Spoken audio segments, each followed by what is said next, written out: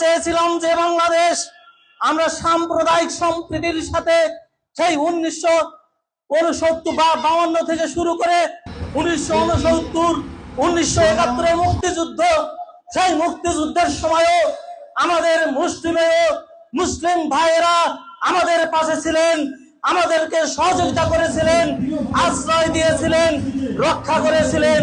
আমরা ধন্যবাদ জানাই, সেই মুসলিম ভাইদের সাধুবাদ জানাই। কিন্তু এখন আমরা কি দেখতে পাচ্ছি? গুটি কয়েক মানুষের কারণে আজকে সাম্প্রদায়িক সম্প্রীতির বিনষ্ট হতে চলেছে। আমরা দেখতে পাচ্ছি গুটি কয়েক মানুষ দেশের ভাবমূর্তি সর্বনাশ করে দিচ্ছে। এই গুটি কয়েক মানুষ বাংলাদেশ সরকার এবং বিরোধী দলের ভাবমূর্তি নষ্ট করে দিচ্ছে। আমরা বাংলাদেশ সরকার, বাংলাদেশ জাতীয়বাদী দল বিএনপির মাননীয় প্রধানমন্ত্রী তারেক রহমান, তিনি তারুণ্যের অহংকার, এবং বাংলাদেশের বিরোধী দল বাংলাদেশ জামায়াত ইসলাম যারা আছেন, বিরোধী দলের নেতা সহ সকলকে আমরা বলতে চাই, আমরা যারা সংখ্যালঘু, আমরা সংখ্যায় কম, আপনাদের পাশে বসবাস করি, সুখে শান্তিতে আপনাদের একে অপরের হাত মিলে কাজ করি।